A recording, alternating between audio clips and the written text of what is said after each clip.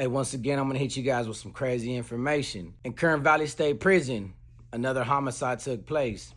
You see this guy right here? His name is Julian Mendez, aka Midget. He got blasted by this individual right here who's also out of Riverside County as well. But it took 30 individuals. These two individuals got into a physical altercation. The suspect started blasting Midget, and 30 other inmates jumped up and jumped the victim. Multiple weapons were found, multiple stab wounds were on the victim, but only this suspect right here was charged for the homicide. It took 30 individuals to beat this dude down and keep him down while they stabbed him while he was on the ground. Overwhelmed him to apprehend him, and it took 30 individuals to do that, and he lost his life. But you want to hear a crazy backstory? Midget, along with two other individuals from Northside Colton, Midget was specifically sentenced to death. He was condemned for 2 homicides.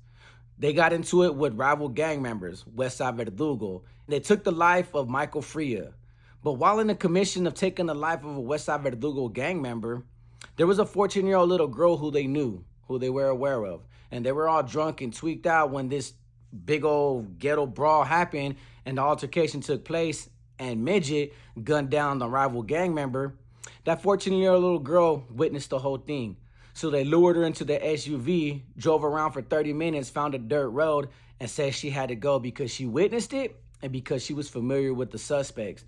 So they dragged her out of the SUV, this 14-year-old little girl named Jessica, and gunned her down. A little girl that was just hanging outside, wasn't part of a gang, wasn't part of nothing, bro. She's an innocent little girl who was just with friends that night, who happened to be hanging with a crew of members that happened to be gang members, that happened to be rivals of this dude's neighborhood. And he decided to pull out a gun and murder an enemy. But because she was there and she was present and everybody else ran and she stood behind crying hysterically because she just seen a body, they snatched her up in an SUV and took her life.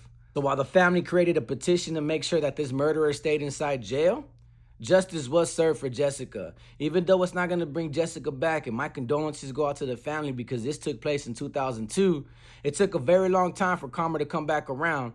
But Midget got his life took in the process. Just wanted to share that story with you guys.